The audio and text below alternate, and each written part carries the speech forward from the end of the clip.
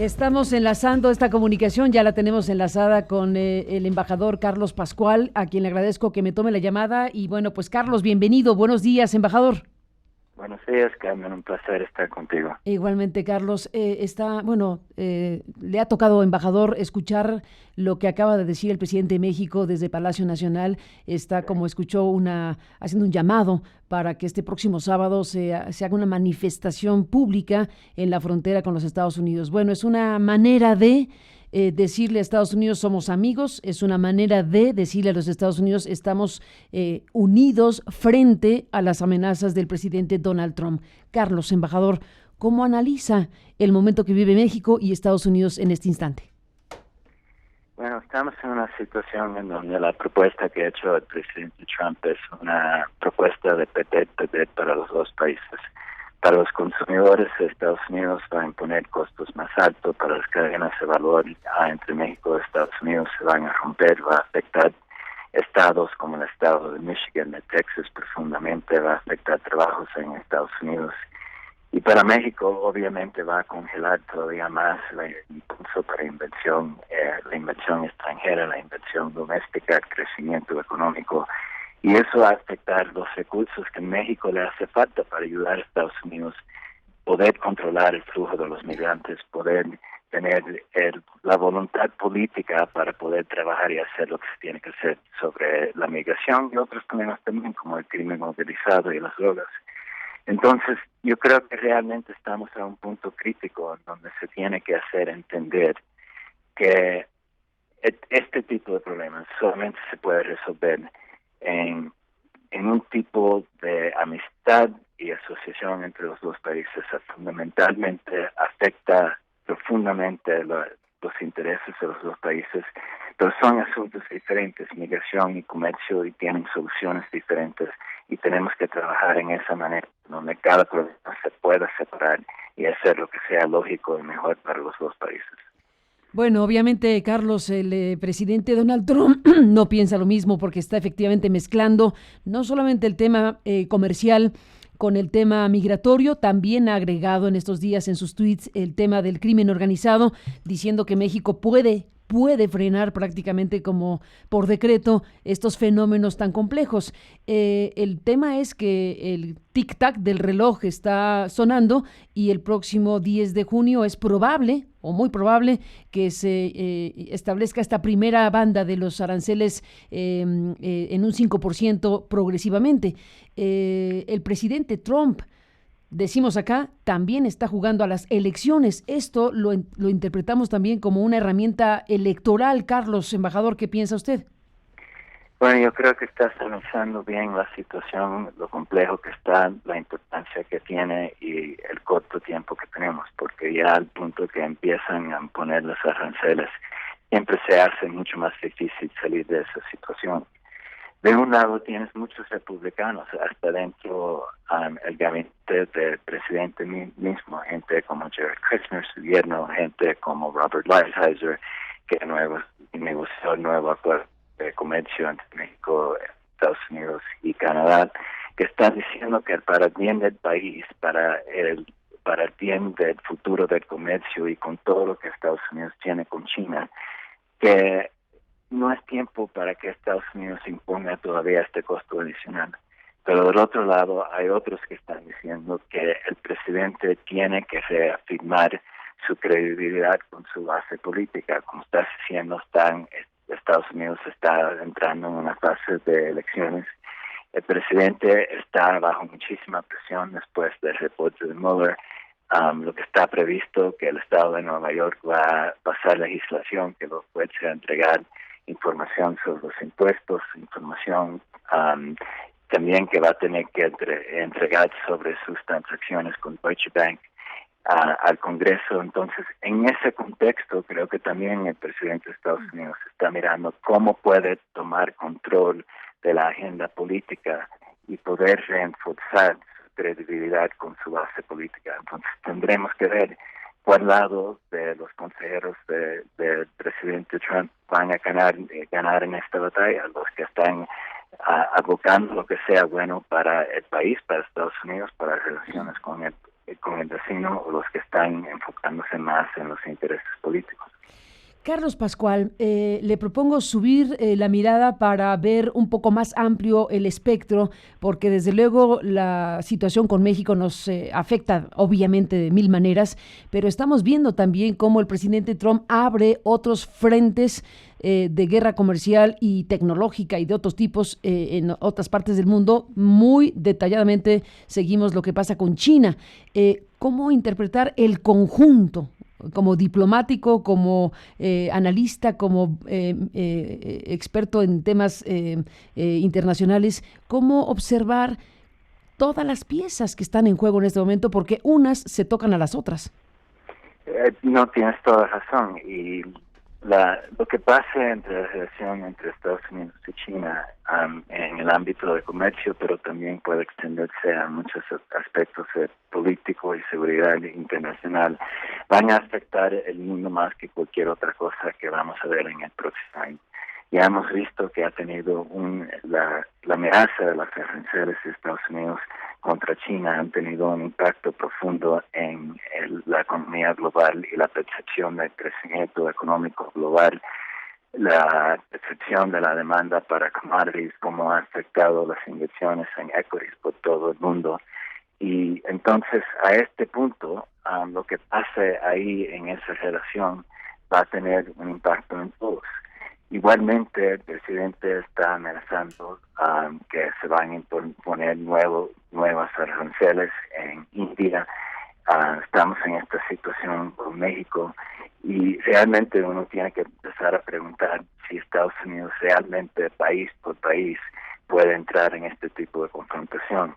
Anteriormente, la política fundamental de Estados Unidos era que todo se tenía que resolver con socios, porque haciéndolo solo no iba a resultar en las medidas que se puedan sostener y que puedan ser buenas para el crecimiento económico global y para el largo plazo. El presidente Trump lo ve de otra manera, lo ve país por país y casi lo opuesto de la perspectiva de entrar en una confrontación con cada país, que pone esa presión que tienes que ganar con cada país, y eso empieza a crear tendencias que no son constructivas ni políticas ni económicas. Ahora, Carlos, otro ingrediente obligado en el análisis es la situación interna de los Estados Unidos. Uno puede suponer que Donald Trump está abriendo todos estos frentes de alto impacto con todas estas consecuencias desastrosas, también como una respuesta, como un posible distractor, terriblemente caro, pero posible distractor por la situación interna que involucra un informe como el de Mueller, que involucra el riesgo o la posibilidad de un juicio político, de un impeachment al presidente. Esa pieza, ¿cómo juega aquí, Carlos? Puede ser. Desde el principio de su presidencia y antes de su presidencia, siempre ha tomado el punto de vista que Estados Unidos tiene que mirarse como un líder, pero un líder que actúa unilateralmente. Entonces, tenemos que tomar en cuenta que esto no es nuevo. Esto es algo que el presidente ha dicho no solamente desde que fue presidente, pero antes de ser presidente. Lo que hemos visto también con Donald Trump es que cuando está en un periodo de confrontación o de peligro, la solución en muchos casos ha sido crear caos. Y de ese caos no necesariamente se sabe lo que va a salir, pero empieza a crear otra dinámica distinta que a lo mejor puede ganar. Entonces, todo eso se ha juntado a este punto. Es un punto difícil políticamente para el presidente de Estados Unidos. Tiene la confianza que por lo menos en el corto plazo tiene una economía fuerte atrás de él. Eso ha sido un factor grande en la manera, creo, que están mirando a México, donde ven un crecimiento económico en México que está débil, alrededor de 1.2%, pensando que Estados Unidos puede utilizar esa posición económica como un tipo de leverage contra México y al mismo tiempo crear un nivel de disrupción que a lo mejor lo ayude a ganar algo en el lado político también. Bueno, y para México se agregan las calificadoras, Carlos. Acabamos de ver apenas entre ayer y hoy la decisión que toman Moody's y Fitch Ratings para bajar la calificación de México. Aún no se impone el primer arancel de 5% a los productos mexicanos y ya las calificadoras están sumando varios elementos, uno de ellos este riesgo, con el efecto que tiene para un país en el momento que vive México, que la bajen a una calificación negativa. ¿Qué opinión le merece, embajador? Pues otra vez estás enfocándote en un punto muy clave para México, y el impacto que va a tener esto es aumentar todavía más el costo de servir la deuda de México. Más y más tendrá que pagar México para el financiamiento de la deuda que tiene, y entonces eso va a afectar el crecimiento económico, va a afectar los ingresos para el país, va a afectar el crecimiento de nuevos trabajos, y puede afectar una política que cada mexicano entiende, es que cuál es el impacto en la tasa de cambio entre el peso y el dólar. Si el peso sigue moviéndose alrededor de 20 o 21 por cada dólar, eso es una política económica que cada mexicano puede entender. Entonces, yo creo que para México esto se hace un punto clave en donde tiene que encontrar un balance, que creo que lo que está tratando de hacer el presidente López Obrador. De un lado, indicar que México quiere ser amigo, quiere cooperar, que quiere hacer todo lo que pueda para trabajar con Estados Unidos para resolver estos problemas, reconociendo el impacto que puede tener en México. Pero del otro lado, como ha dicho López Obrador en la convocación que hizo anteriormente, se tiene que mantener la dignidad de México. Y cómo mantener ese balance entre la dignidad, saber que a algún punto México tendrá que retaliar con aranceles contra productos de Estados Unidos, pero no hacerlo en una manera que pueda ayudar a precipitar las acciones de Estados Unidos, que se muevan más rápido que quiera. Es un periodo muy, muy, muy sensible. Carlos Pascual, el presidente Donald Trump está diciéndole a México que México puede hacer muy fácil el tema que él quiere, que es, dice, frenar el flujo migratorio, parar a los migrantes indocumentados, por un lado. Ya también agrega que tiene que enfrentar de otra manera el crimen organizado, pero quedémonos en este momento en el tema de la migración. Estados Unidos parece querer que México se convierta formalmente en una suerte de tercer país seguro, como en otros lugares del mundo existe. ¿Le parece, embajador, que esa pueda ser una buena idea para México para frenar la intención de Trump de poner los aranceles? Son dos cosas diferentes. Frenar la migración es algo que tiene que ver con las condiciones en Centroamérica. Una condición de violencia, de narcotráfico, de crimen organizado, que está forzando o impulsando 100,000 de personas a huir por su vida. Están huyendo de la violencia dentro de los países en donde están. Y eso no es algo que se puede frenar en un día y un acto. Del otro lado, hay otro asunto que tiene que ver con la designación de México como un país seguro. Eso es una decisión que México tendrá que tomar si lo quiere hacer o no lo quiere hacer. Pero lo que sí es cierto, que si siguen entrando 100,000 de personas a México, va a poner una presión sobre México, la economía mexicana, el pueblo mexicano, que va a ser costoso en distintas maneras, económicamente y en la seguridad también. Entonces, aquí yo creo que se tiene que encontrar una balanza. Estados Unidos no quiere reconocer y no quiere invertir para cambiar las circunstancias dentro de Centroamérica. El presidente Trump ha retirado fondos que anteriormente fueron dedicados para ese propósito. Del otro lado, para México todavía queda en el balance qué más se puede hacer con la frontera sur, y particularmente trabajando con el istmo de Tehuantepec, que es la parte más estrecha para poder controlar el flujo y el movimiento de personas. ¿Qué se puede hacer para mejor controlar el movimiento de migrantes que pueda tener un impacto constructivo o positivo sobre las presiones que siente México sobre ese flujo de personas.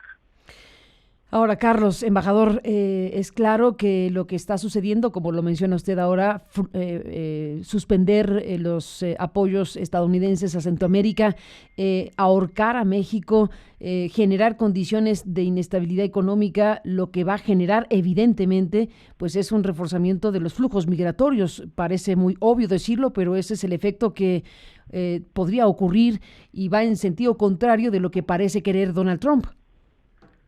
No, exactamente, y yo creo que tiene que ser parte de la discusión que se tiene que tener con Estados Unidos, pero desafortunadamente para afectar esta discusión sobre los aranceles y qué se va a hacer para el 10 de junio, no creo que va a tener mucho impacto y que no va a ser algo en donde Estados Unidos vaya a reaccionar muy rápido.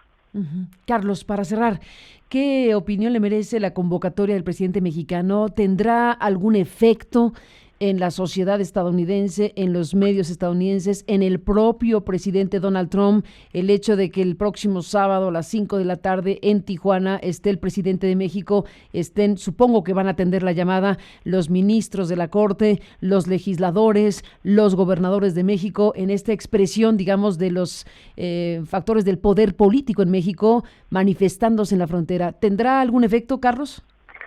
Yo creo que se tiene que desarrollar más qué va a ser la convocatoria, qué se va a hacer ahí, porque todavía ese mensaje no está claro. Si el mensaje que se oye en Estados Unidos es que se van a reunir todos los mexicanos para protestar la política de Estados Unidos, no creo que va a tener mucho impacto. Si el propósito es para desarrollar una agenda en donde todos los estados de México y todos los funcionarios del gobierno, los oficiales del gobierno tienen una visión que están comprometidos para ayudar a hacer su parte en el control de la migración y que cada estado tiene un interés y van a tomar actos específicos, pues posiblemente sí puede tener un impacto, pero se tiene que definir un poco más exactamente lo que quiere hacer el presidente López Obrador y qué está propuesto para la convocatoria. El presidente López Obrador ha dicho que no se inclina por el ojo por ojo, pero la presión y la circunstancia podrían obligar a México a imponer aranceles espejo o selectivos para hacer algo que impacte internamente a Estados Unidos y generar la reacción de desistimiento del presidente estadounidense. Yo creo que eso está entendido y Estados Unidos tiene que integrarlo en la política y puede ser un factor que pueda tener un impacto, no necesariamente antes del 10 de junio, pero tomar el ejemplo las exportaciones agrícolas de Estados Unidos a México. México es la destinación número 3 para las exportaciones agrícolas de Estados Unidos. Esos productos no tienen otro lugar para donde ir si se empiezan a imponer aranceles que lo hagan muy caro para importar a México. Ellos, los estados agrícolas, vamos a decir, de Iowa, por ejemplo, van a poner presión en la Casa Blanca y en el Congreso diciendo que es una política mal dirigida y que está afectando a esos estados. Yo creo que eso puede ser parte de la ecuación que eventualmente resulte tener algún impacto en cómo Estados Unidos pueda calcular esta situación. Pero la voz de los estados se tiene que oír de una manera mucho más fuerte. De los estados con productos agrícolas de Michigan, en donde impacta muchísimo la disrupción de las cadenas de valor, del estado de Texas, que tiene más dependencia sobre las exportaciones a México que cualquier otro estado. Las voces de los gobernadores y los representantes y los empresarios de esos estados va a ser fundamental. Para cerrar, Carlos, hemos leído, por ejemplo, lo que ha publicado The Washington Post, algunos medios estadounidenses que están hablando de republicanos que pueden, junto con demócratas, plantear algo legal desde el Congreso para frenar a Donald Trump. ¿Qué piensa, Carlos? Yo creo que hay republicanos y demócratas que están muy preocupados por esta situación. 7 ex embajadores de Estados Unidos a México firmamos ayer una carta que se publicó indicando los problemas que tiene esta política de aranceles y migración. El Congreso tiene oportunidad para tomar acciones. Una cosa que se puede hacer es declarar que el uso de la definición de emergencia que ha utilizado el presidente no se debe de avanzar. También pueden tratar de amendar la ley que se usó para imponer las aranceles, para decir que la utilización de esa ley para imponer aranceles no es algo que está previsto dentro de esas autoridades. Pero en fin, tienen que pasar una ley y lo que el presidente sí va a hacer es utilizar su veto para rechazarla y el Congreso no tiene los votos para, no sé cómo decirlo en español, override. ¿Frenarlo? Sí, el veto del presidente. Entonces no creo que va a ser un camino que va a tener mucho efecto. O sea que complicadísimo, embajador, el panorama. Muy complicado y los que están negociando ahora tienen mucha presión sobre ellos. Y también para reforzar lo que dije anteriormente, no solamente con los representantes de la administración del presidente, especialmente con Jared Kushner y Robert Lighthizer y Pompeo, que a lo mejor puedan tener una perspectiva un poquito más amplia. La voz de los estados que son afectados, Michigan, Texas, Iowa, va a ser muy importante desde este punto. ¿Se pone en riesgo, Carlos Pascual, embajador, el Tratado de Libre Comercio, el TEMEC, entre Canadá, Estados Unidos y México en este momento? Yo creo que obvio, ya el senador Grassley, el presidente de la Comisión de Finanzas, ha dicho que es imposible ver cómo se puede votar sobre un tratado de libre comercio cuando la política del presidente está yendo en una dirección opuesta. Pues sin duda ese es el gran tema también, Carlos. Pues le agradezco que me tome la llamada, sigamos en comunicación si me lo permite. Gracias por estar esta mañana en este espacio. Buenos días. Bueno, buenos días. Gracias, embajador. Gracias a Carlos Pascual, que fuera embajador de de Estados Unidos en México, en tiempos de Barack Obama. Y sí, es uno de los